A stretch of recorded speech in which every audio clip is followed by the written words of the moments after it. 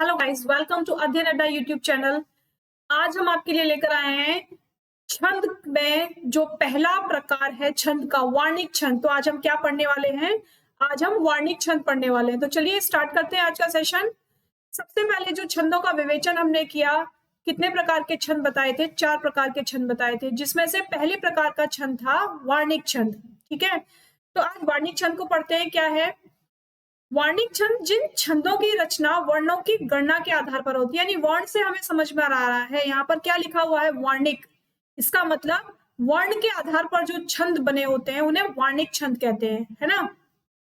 यहाँ पर मात्राओं के आधार पर उसे नहीं नापेंगे, उसे किसके आधार पर देखेंगे? उसे वर्णों के आधार पर देखेंगे। ठीक है, तो जो सबसे पहला वार्णिक छंद है, यानी वार्णिक छंद के भी कई प्रकार होते हैं। कितने प्रकार होते हैं? यहाँ हम बहुत सारे प्रकार पढ़ने वाले हैं वार्णिक छंद के। तो वार्णिक छंद का जो पहला प्रकार है वो होता है इंदवज्रा। क्या है इंदवज्रा? सबसे पहले तो हमें याद रखना है, क्वेश्चन यहीं से बनेगा पहला, कि इंदवज्रा क्या है। इंदवज्रा एक समवर्ण वृत्त छंद है। कैसा कैसा वर्ण है ये? समवर्ण है। ठीक है, तो क्वेश्चन तो एक यहां से बन गया कि वर्णिक छंद में तो जो इंदवज्रा है वो कैसा छंद है? वो समवर्ण वृत्त छंद है। ठीक है, नेक्स्ट, इसके प्रत्येक चरण में 11 वर्ण होते हैं। यानी जब इंदवज्रा का काव्य लिखा जाता है, यानी जो पंक्तियां लिखी जाती हैं, अगर उसमें इंदवज्रा छंद है तो उसके प्रत्येक चरण में कितने वर्ण होंगे? 11। क्यों वर्ण 11 क्यों होंगे? क्योंकि यहाँ पर वार्णिक छंद पढ़ रहे हैं, यानी वर्णों के आधार पर हम इनका विवेचन कर रहे हैं ना। तो जो इंदवज्रा है उसमें प्रत्येक चरण में 11 वर्ण होते हैं। 5वें या 6वें वर्ण पर यति होती है। यति क्या है? यति का मतलब है जब आप बोलते बोलते थोड़ी देर के लिए रुकते हैं, यानी विराम का प्रयोग करते हैं, तब उसको हम कहते हैं यति या विराम। ठीक है, और क्या होता है इसमें? इसमें 2 तगण, यानी स्टार्टिंग में आएगा 2 तगण। तगण यानी 2 गुरु 1 लघु, फिर से 2 गुरु 1 लघु, है ना। एक जगड़, जगड़ में क्या होता है? वो जब हम यमाता राज भनस लगा पूरा का पूरा सूत्र वर्णन सहित याद कर लेंगे तब हमें मात्राएं याद हो जाएंगी। तो तगण जगण भगण, है ना, वो उसके हिसाब से लघु गुरु हमें याद हो जाएंगे। तो एक जगड़, जगड़ क्या है? लघु गुरु लघु, तथा अंत में 2 गुरु होते हैं। ठीक है, तो इसके लिए एग्जाम्पल देखते हैं, इस एग्जाम्पल के जरिए समझ लेते हैं एक बार। देखिए, जो मैं नया ग्रंथ विलोकता हूं, तो ये क्या है? विलोकता हूं के बाद हम रुके ना थोड़ी देर के लिए, है ना, तो क्या हो गया? यहां पर भी ये यति हो गई। लेकिन इसमें कौन से 5वें या 6ठे वर्ण पर यति लिखी हुई है? तो देखते हैं। जो मैं, यहां पर देखिए, सबसे पहले तो जो के लिए कौन सा है? लघु, फिर लघु एक, सॉरी गुरु, गुरु और एक लघु, फिर से गुरु और एक लघु। ठीक है, फिर एक गुरु एक लघु, फिर एक गुरु लघु, और 2 क्या हो गया? 2 हो गए गुरु। यानी ये जो ग्रंथ हमारा कहता है, ये जो काव्य हमारा कहता है, इसमें 2 तगड़ हैं। तो स्टार्टिंग में 2 तगड़ हैं, उसके बाद एक जगड़ होगा, तो वहां पर भी एक जगड़ है, और अंत में 2 गुरु। तो हमें मिल गए ना 2 तगड़ मिल गए। ठीक है, ये मिल गए 2 तगड़, एक जगड़, ये यहां से यहां तक जगड़ हो गया, और ये क्या हो गया? ये हमारे 2 गुरु हो गए। अब यति की बात करें, जो मैं नया ग्रंथ, यानी अब वर्णों को काउंट कीजिए, 1 2 3 4 5 6 और ये 7। तो हम यहाँ पर यति के लिए थोड़ी देर रुक सकते हैं। तो जहां पर हम थोड़ी देर के लिए रुकेंगे वहां पर क्या होगा? उसको बोलेंगे यति या विराम, यानी विराम चिन्ह को हम काव्य की भाषा में क्या कहते हैं? यति कहते हैं। तो समझ में आया आप लोगों को? इंदवज्रा कितने वर्ण होंगे? प्रत्येक छंद में हमें केवल याद रखना है कि प्रत्येक छंद में कितने वर्ण होंगे? कितने वर्ण होंगे? 11 वर्ण होंगे। ठीक है, काउंट कीजिए, 1 2 3 4 5 6 7 8 9 10 11, है ना 11। ये जो आधा ना है ना, इसको काउंट नहीं करना है। जो आधे अक्षर होते हैं उनको हम नहीं गिनते इसमें। तो 11 वर्ण हो गए। 11 वर्णों में 2 तगड़ हो गए स्टार्टिंग के, यानी गुरु गुरु लघु, फिर से गुरु गुरु लघु, और एक जगड़ हो गया और बाद में 2 गुरु हो गए। तो ये जो हमारा छंद लिखा हुआ है ये कौन सा है? ये इंद्र वज्रा का उदाहरण हो गया। क्या याद रखना है आपको इंद्र वज्रा में? केवल इतना याद रखना है कि 11 वर्ण होते हैं और 2 तगड़ और 1 जगड़ होता है, उसके बाद सबसे लास्ट में 2 गुरु होते हैं। ठीक है, नेक्स्ट देखिए, नेक्स्ट जो इसका पार्ट है वो है उपेंद्र वज्रा। क्या है उपेंद्र वज्रा? इसके भी प्रत्येक चरण में 11 ही वर्ण होते हैं। ठीक है, 5वें व छठे वर्ण पर यति होती है, यानी 5वें और छठे वर्ण पर यहाँ पर विराम होता है। इसमें क्या होगा? सबसे पहले होगा जगड़, उसके बाद तगड़, फिर से जगड़ और अंत में 2 गुरु। तो देखते हैं ये जो छंद हमारे पास लिखा हुआ है, ये जो छंद हमारे पास लिखा हुआ है क्या ये हमारी बातों की पुष्टि कर रहा है? देख लेते हैं क्या हो गया इसमें। चलिए,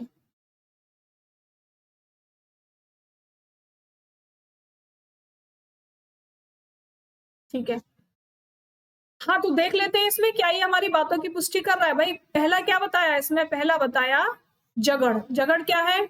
लघु गुरु लघु। तो देखिए लघु गुरु और लघु का ये हमें मिल गया। उसके बाद क्या है? तगड़। तगड़ में क्या होता है? 2 गुरु और 1 लघु। तो 2 गुरु और 1 लघु मिल गया। उसके बाद क्या है? जगड़ में फिर से क्या है? 1 लघु, 1 गुरु और 1 लघु। तो क्या आएगा यहाँ पर? 1 मिनट, यहाँ पर एक मात्रा यहाँ आ जाएगी जो रह गई है। ठीक है, यहाँ आ जाएगी। तो क्या हो जाएगा? 1 गुरु, 1 लघु, 1 गुरु और फिर से लघु। ठीक है, और लास्ट में क्या आ जाएगा? 2 गुरु आ जाएंगे। ठीक हो गया। अक्षर गिन लेते हैं।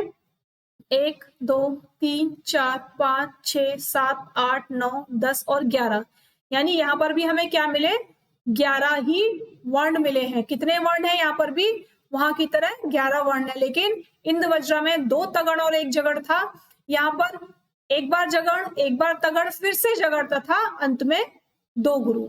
ठीक है, नेक्स्ट इसमें एक विशेष है। क्या है? इंद्र वज्रा का पहला वर्ण गुरु होता है। यानी अभी देखा था हमने इंद्र वज्रा में पहला वर्ण क्या था? पहला वर्ण हमारा गुरु था, लेकिन उपेंद्र वज्रा में जो पहला वर्ण होता है वो क्या होता है? वो लघु होता है। देखिए छोटा है ना, और वहां पर क्या था? वहां पर बड़ा था। बस इसीलिए इसको उपेंद्र वज्रा कहते हैं, नहीं तो सब चीजें उसके समान होती हैं। यति देख लेते हैं। यति यानी विराम। बड़ा की छोटा कुछ काम कीजिए। तो बड़ा की छोटा बोलने के बाद हम कुछ समय के लिए रुके, यानी यहाँ कहां पर यति प्रयोग की हमने? यहाँ पर यति का प्रयोग किया। कौन सा वर्ण है ये?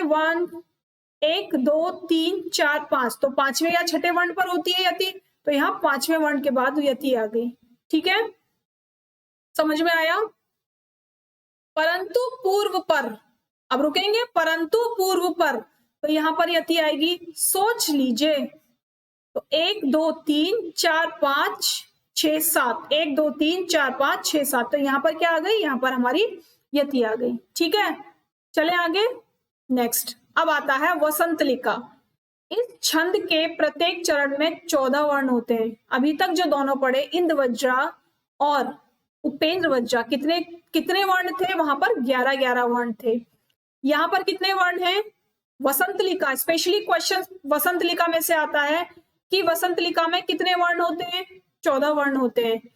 वर्णों के क्रम में, मतलब वर्णों का क्रम किस प्रकार होता है? तो तगड़ भगड़ जगड़ और 2 गुरु दे दिए जाएंगे। उसके बाद जगड़ भगड़ तगड़ और 2 गुरु दे दिए जाएंगे या 2 लघु दे दिए जाएंगे। इस तरीके से क्वेश्चन में आ सकता है। तो देखिए जो वर्णों का क्रम है इसका वो क्या है?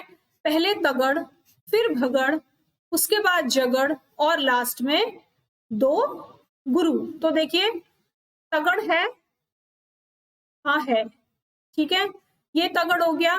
उसके बाद भगड़ क्या था? गुरु और 3 लघु, तो ये मिल गया। फिर क्या है? 2 जगड़, 2 जगड़, लघु गुरु और लघु। तो ये हो गया हमारा, 1 मिनट, यहाँ पर गुरु हटा देते हैं और यहां से एक, यहां पर भी एक मिसिंग है, ठीक है, यहां पर भी, अच्छा नहीं भाई, ये हमने क्या कर दिया, ये हमने यहाँ पर तीनों को कवर कर दिया, ठीक है। तो ये क्या हो जाएगा, एक गुरु दो लघु, यानी जो भगड़ है उसमें एक गुरु दो लघु होता है, ठीक है। और जो जगड़ है उसमें लघु, गुरु और लघु, तो मिल गए। ये क्या हो गया, ये हमारा तगड़ हो गया, ये क्या हो गया, ये हमारा भगड़ हो गया, ठीक है। ये क्या हो गया, ये हमारा जगड़ हो गया, ठीक है। और ये भी क्या हो गया, ये भी जगड़ हो गया। और ये क्या हो गए, ये दो गुरु हो गए, ठीक है। समझ में आ गया। वसंतलिका क्या है, वसंतलिका और इंदुवज्जा उपेंद्रवज्जा में अंतर, केवल वहां पर 11 वर्ण होते हैं, यहाँ पर 14 वर्ण होते हैं, ये मेन डिफरेंस आपको याद रखना है। चलिए अब आता है मालिनी मजुमालिनी। इसमें से क्वेश्चंस बहुत कम आते हैं, लेकिन क्योंकि कराना है ना, हमें पता होना चाहिए, इसीलिए आप लोग इसको भी समझ लीजिए। इस छंद में लघु गुरु वर्ण होते हैं तथा 8वें व 7वें वर्ण पर यति होती है। वर्गों के क्रम में दो नगण, यानी जो वर्गों का क्रम है उसमें क्या आएगा, पहले तो दो नगण आएंगे, ठीक है, एक मगड़ आएगा तथा दो यगण आएंगे, ठीक है। क्या आएंगे, दो नगण होंगे, एक मगड़ होगा तथा दो यगण होंगे। देखें तो देखिए क्या आ गए, दो नगण आ गए, ठीक है, एक मगड़ आ गया, यहां भी मिला देंगे, तथा दो यगण हो गए, ठीक है, समझ में आ गया। और ये जो मात्राएं है ना, ये वाली जो मात्राएं हैं ये 3-3 है, यहाँ पर दो नहीं होती हैं, ये यहाँ पर 3-3 होती है ना सभी में, तो हम इनको 3-3 ही लेंगे, ठीक है। तो ये क्या हो गया, ये हमारा नगड़, ये भी नगड़, ठीक है, ये मगड़, और ये क्या हो गए, यगड़, और ये भी यगड़, ठीक है। 1 2 3 4 5 6 7 8, और 7वें और 8वें वर्ण पर क्या बताई थी, यति बताई थी। तो यहाँ पर कौन से वर्ण पर यति है, 8वें वर्ण पर यति है, ठीक है। तो मालिनी मंजू मालिनी में क्या है, कितने वर्ण होते हैं इस छंद में, कितने वर्ण होते हैं, एक लघु एक गुरु होगा लास्ट में, ठीक है, एक लघु एक गुरु वाले वर्ण होते हैं, तथा 8वें व 7वें वर्ण पर यति होती है। और जो वर्गों का क्रम है वो दो नगड़, एक मगड़ और दो यगड़ होता है। ये होता है हमारा मजु मालिनी, यानी मालिनी मजु मालिनी। तो आज के जो चारों वार्णिक छंद थे आप लोगों को समझ में आ गए, है ना। अब एक आज का एक लास्ट टॉपिक इसी में है, वार्णिक छंद का ही 5वां है, मद्रकांता मंदा क्रांता। इसमें क्या है, इस छंद के प्रत्येक चरण में एक मगड़, मगड़ यानी तीनों गुरु, एक भगड़ यानी गुरु और लघु, एक नगड़ यानी तीनों लघु, और एक तगड़ यानी दो गुरु एक लघु, ठीक है, तथा लास्ट में दो गुरु होते हैं। और वर्ण कितने होते हैं, वर्ण इसमें 17 होते हैं। तो याद करते हुए चलेंगे कि जो पहले दो पढ़े थे इंद्रवज्रा और उपेंद्र वज्रा, वहां पर कितने वर्ण थे, 11 वर्ण थे।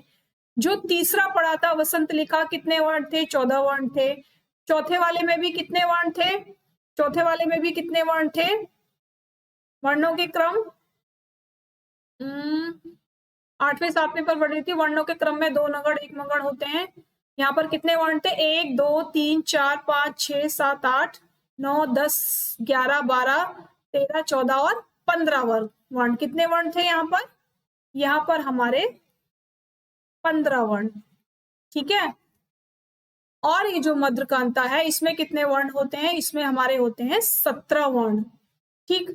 तो गिन लेते हैं पहले वर्णों को, 1 2 3 4 5 6 7 8 9 10 11 12 13 14 15 16 और 17, यानी 17 वर्ण तो हो गए।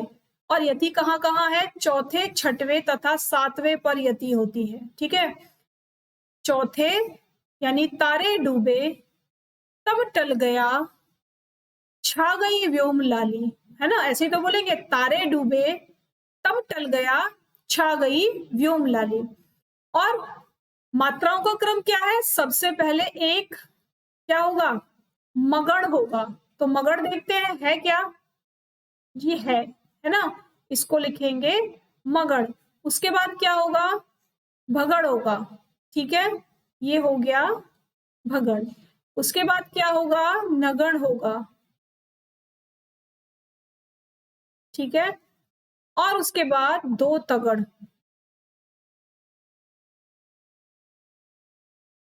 और ये एक और तगड़। ठीक है, और बाद में क्या हुआ? बाद में दो गुरु। तो ये होता है हमारा मंदा क्रांता। अगर समझ में आया है आज का टॉपिक तो जल्दी से कमेंट बॉक्स में कमेंट करेंगे और लाइक शेयर सब्सक्राइब जरूर करेंगे। इसके आगे के टॉपिक यानी अभी मात्रिक छंद हमने करा दिया, वार्णिक छंद हमने करा दिया, मात्रिक छंद के लिए हम आपसे अगले सेशन में मिलेंगे। ठीक है, तब तक के लिए बहुत बहुत धन्यवाद।